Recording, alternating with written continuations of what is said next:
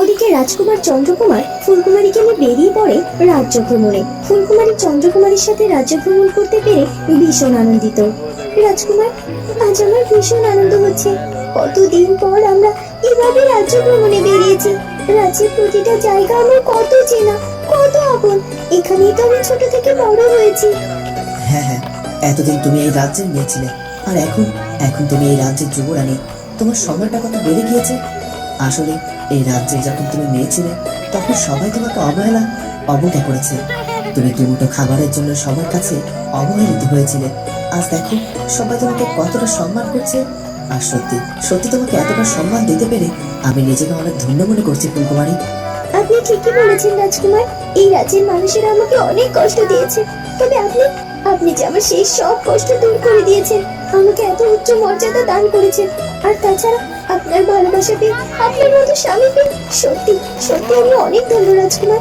রাজকুমার, আপনি আমাকে কথা দিন চিরকাল এভাবে আমার পাশে থাকবেন, কখনো কোনো দিনও আমাকে ছেড়ে কোথাও যাবেন না।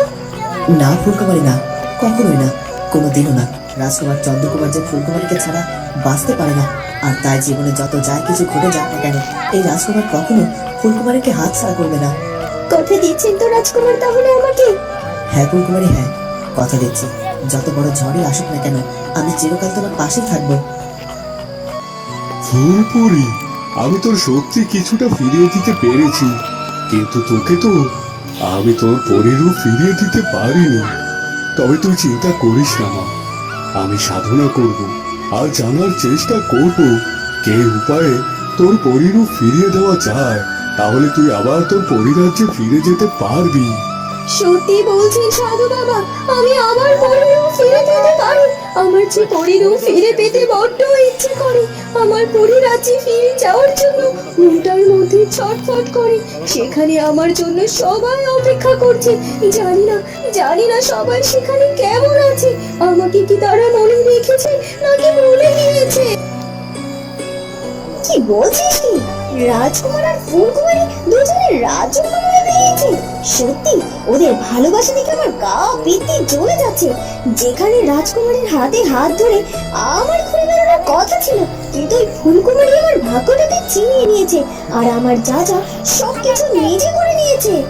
হ্যাঁ হ্যাঁ, তাই তো দেখছি। আর শুধু শুধু আপনি এখানে বসে বসে এগুলো সহ্য করে যাচ্ছেন।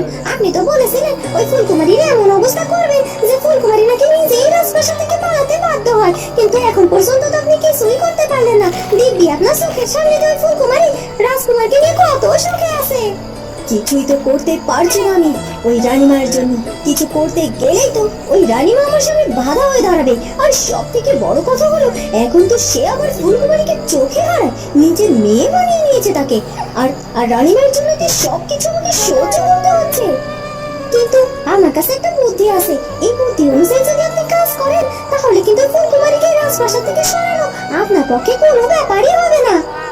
সত্যি সত্যি বলছিস দাসী? কি কি উপায় আছে সেটা আমাকে খুলে বল তো দেখি। মহারাজ, রাজকুমার আর ফুলকুমারী দুজনে গিয়েছে রাজ্য ভ্রমণে, কিন্তু বেশ খানিকটা সময় তো পার হয়ে গেল, এখনো তো ওরা ফিরে এলো না। তুমি এত চিন্তা করো না রানী, সঠিক সময় মতো ওরা ফিরে আসবে। কতদিন বাদে ওরা রাজ্য ভ্রমণে বেরিয়েছে, তাই না? সত্যি মহারাজ, আমার আর কোনো কষ্ট নেই। আমার রাজকুমার চন্দ্র ফুলকুমারীকে নিয়ে কত সুখে আছে, আর এটাই তো আমরা চেয়েছিলাম, তাই না? হ্যাঁ রানী, বিধাতার অশেষ দয়া যে ওদের দুজনকে এভাবে সুখে রেখেছে। আমি চাই ওরা যেন সারাটা জীবন এভাবে দুজন দুজনের পাশে থাকতে পারে, সুখে শান্তিতে জীবন যাপন করতে পারে। রাজমাতা, এখন রাজকুমারের কি অবস্থা? রাজকুমার কি এখন আগের মতোই ঘরের মধ্যে নিজের বন্দি করে রাখে? হ্যাঁ মালিনী, হ্যাঁ, রাজকুমার এখনো তার স্বাভাবিক জীবনে ফিরে আসতে পারেনি। আমার তো মনে হয় ও হয়তো আর কখনো কোনোদিনও স্বাভাবিক জীবনে ফিরে আসতে পারবে না। ও এখন পর্যন্ত সারাটা দিন নিজেকে ওই কক্ষের মধ্যে বন্দি করে রাখে। কোনো রকম বেঁচে থাকার মতো দিনে একবার সামান্য একটু খাবার খায়, এছাড়া কারো সাথে কোনো কথা বলে না, ওই কক্ষ থেকে বের হয় না, এমনকি রাজ সিংহাসনের দায়িত্ব পর্যন্ত নেয় না। শুধুমাত্র আমার শরীর যদি একটু খারাপ করে তখন আমার সাথে দেখা করে। ও নিজের স্বার্থের কথা চিন্তা করে চন্দ্রকুমারের হাত ধরে ও চন্দ্রকুমারের রাজপ্রাসাদ প্রাসাদে চলে গিয়েছে, ওকে আমি কোনোদিনও ক্ষমা করব না, কোনোদিনও না। ওদিকে মোড়ল গিন্নি মোড়ল বাড়ি থেকে বেরিয়ে একেবারেই দিশেহারা হয়ে পড়ে। কোথায় যাবে, কি করবে কিছুই বুঝতে পারে না। সে শুধু শুধু হাঁটতে থাকে।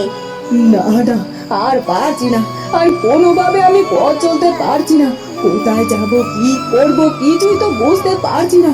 কতদিন ধরে এভাবে পথে চলেছি, কিছু খাওয়া দাওয়া হয়নি আমার। আমি তো সুমনের আস্তানায় গেলাম, কিন্তু ওখানেও সুমনকে পেলাম না। ওখান থেকে যে সুমন কোথায় চলে গেছে কিছুই তো জানি না, ওর কোনো হদিশও পাচ্ছি না। এখন আমি কার কাছে যাব, কে আমাকে আশ্রয় দেবে? আমি তো এই গ্রামের লোকের বাড়িতে গিয়ে কাজও করতে পারবো না, কারণ মোড়ল মশাই সেই পথ বন্ধ করে দিয়েছে। সে বলেছে এই গ্রামের আশেপাশে যেন আমাকে সে না দেখে, আর তাই তো ওই গ্রাম থেকে আমি বেরিয়ে এসেছি। কিন্তু সুমনের দেখা আমি কেন পাচ্ছি না? সুমনের দেখা পেলে তো আমি সুমনের কাছে থাকতে পারতাম। কি হলো কি দাসী, তোর কাজটা কি হয়েছে? তুই কি সেটা নিয়ে এসেছিস? হ্যাঁ রাজকন্যা, আপনি একদম চিন্তা করবেন না, সেটা আমি ঠিকই এনেছি। তবে এখন বাকি কাজটুকু আপনার। আপনি যদি কোনোভাবে এই কাজে সফল হইতে পারেন, তবে ফুলকুমারীকে মুহূর্তের মধ্যে আপনি সরিয়ে দিতে পারবেন। হ্যাঁ, তুই ঠিকই বলেছিস। বল সেটা কোথায় রেখেছিস? দে, আমাকে দে। আমি আর দেরি করতে চাই না, আমি তাড়াতাড়ি কাজ শুরু করে দিতে চাই। এই নিন, এই পাত্রের মধ্যে সেটা আছে। আপনি শুধুমাত্র সঠিক নিয়মে ফুলকুমারীকে এটা খাইয়ে দিতে পারলেই হয়, আর কোনো কিছুর দরকার নেই। তবে আমি একটা জিনিস ভাবছি, ফুলকুমারীকে এটা খাওয়াতে পারবেন তো? পারবো মানে? অবশ্যই পারবো। এমনি তো আর ওই ফুলকুমারীর সাথে বন্ধুত্ব করিনি। ওই ফুলকুমারী তো এখন নিজেকে আমার বন্ধু মনে করে, আর তাই ওকে এটা খাওয়ানো খুব একটা কঠিন কাজ হবে না। আমাকে শুধু একটু রাজপ্রাসাদে যেতে হবে। ফুলকুমারী, রাজ্য ভ্রমণ করে কেমন লাগলো? ভীষণ ভালো লেগেছে মা। আসলে অনেকদিন পর রাজ্য ভ্রমণ করে আমার মনটা বেশ শান্ত হয়েছে। আসলে সবসময় তো রাজপ্রাসাদের চার দেওয়ালের মধ্যে আটকা থাকি, তাই আজ মনটা ভীষণ ফুরফুরে লাগছে। যাক, ভালো হয়েছে। তাছাড়া তোমাকে একটা কথা বলা হয়নি ফুলকুমারী, সেটা হলো আমরা খুব তাড়াতাড়ি রাজকুমারকে সিংহাসনে অধিষ্ঠিত করার সিদ্ধান্ত নিয়েছি। শালায় যাই। একে মালা, আপনি হঠাৎ করে আজ এই রাজহিসেবে এলেন যে? না না, এমনিতে। আসলে আজ আমি ভেবেছি রাজবাড়িতে দুপুরের ভোজনটা করবো, তাই তোমাকে বলতে এসেছিলাম আমি আজ কি খাবো। ঠিক আছে, বলুন আজ আপনার জন্য আমি কি তৈরি করব। আমি খুব অল্প সময়ের মধ্যে আপনার খাবার প্রস্তুত করে দেব। তবে আমাকে কিছুটা সময় দিন, আমি এই খাবারটা খাবার টেবিলে দিয়ে আসি, তারপর আমি আপনার খাবার প্রস্তুত করে দিচ্ছি। এই রাজবাড়ির কেউ এই দুপুরের খাবারের পর মিষ্টি কিছু খান না, শুধুমাত্র ফুলকুমারী খায়, আর তার জন্য এটা প্রস্তুত করা আছে, আর এটা আমি নিশ্চিত। তাহলে তো হয়ে গেল। এক্ষুনি আমাদের এই পায়েসটার মধ্যে আমাদের এই বিষটা মিশিয়ে দিতে হবে, আর যত তাড়াতাড়ি সম্ভব এখান থেকে কেটে পড়তে হবে। আর খেয়াল রাখতে হবে যে আসলে ফুলকুমারী পায়েসটা খায় কিনা।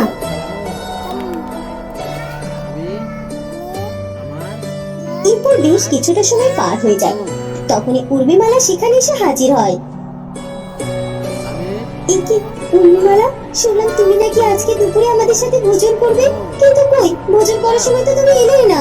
আসলে তোমাদের সাথে তো ভোজন করতে চেয়েছিলাম ফুলকুমারী, কিন্তু পিতামশাই ওদিকে আবার আমাকে ছাড়া কিছুই খেতে চান না। তাই আর কি ভাবলাম পিতামশাইয়ের সাথে এখন বরং খায়, তোমাদের সাথে না হয় অন্য সময় ভোজন করা যাবে। ঠিক আছে ঠিক আছে, তাহলে তুমি এক কাজ করো, রাতের ভোজনটা আমাদের সাথেই করো, কেমন? তখনই দাসী সেই পায়েসের বাটিটা নিয়ে ফুলকুমারীর কাছে আসে। এই নিন যমরানী, আপনার পায়েস খেয়ে নিন। একি একটা পায়েসের বাটি এনেছো কেন? এখানে তো উর্মিমালা রয়েছে, তার জন্য আরেকটা পায়েসের বাটি নিয়ে এসো। না না ফুলকুমারী, আমি এখন মিষ্টি জাতীয় কিছুই খাবো না। আসলে খাবারের পর আমার মিষ্টি কিছু খাওয়ার অভ্যেস নেই। তুমি মনে খাও, আমি অন্য সময় অন্য কিছু খাবো তোমার সাথে, কেমন? ঠিক আছে, আমিও না হয় এই পায়েস খাবো না এখন, আজ তোমার সাথে গল্প করি, কেমন? না না ফুলকুমারী, তুমি যদি এই পায়েসটা না খাও তাহলে কি করে হবে? এই পায়েস যে তোমাকে খেতেই হবে, কারণ এই পায়েস খেলেই তো তোমাকে আমি এই রাজপ্রাসাদ থেকে চিরকালের মতো সরিয়ে দিতে পারবো। না না ফুলকুমারী, দাসী যেহেতু নিয়ে এসেছি, আমি অপেক্ষা করছি। তুমি এই পায়েসটা খেয়ে নাও, তারপর দুজনে জমিয়ে গল্প করবো, কেমন? ঠিক আছে ঠিক আছে, দাও তো দাসী, দাও পায়েসটা আমাকে দাও, পায়েসটা আমি খেয়ে নিচ্ছি এক্ষুনি। এরপর ফুলকুমারী দাসীর হাত থেকে সেই পায়েসের বাটিটা নিয়ে পায়েসটা খেয়ে ফেলে। বাবা, আমি তো আমার কাজে সফল হয়ে গেছি। এই বিষাক্ত পায়েস পুরোটুকু ওই ফুলকুমারী তো মুহূর্তের মধ্যেই খেয়ে নিল। এখন ফুলকুমারী কি হবে তোমার, সেটা তুমি নিজেও জানো না। এবার চিরকালের মতো তোমাকে আমার পথ থেকে সরে যেতে বাধ্য হতে হবে। আমার রাজকুমারের কাছ থেকে তুমি আর চিরকালের মতো সরে যাবে, আর আমি আমার রাজকুমারকে আবার ফিরে পাবো। বন্ধুরা ভিডিওটি ভালো লাগলে লাইক করে দিও, পরবর্তী পর্বটি দেখতে চাইলে চ্যানেলটিকে সাবস্ক্রাইব করে দিও।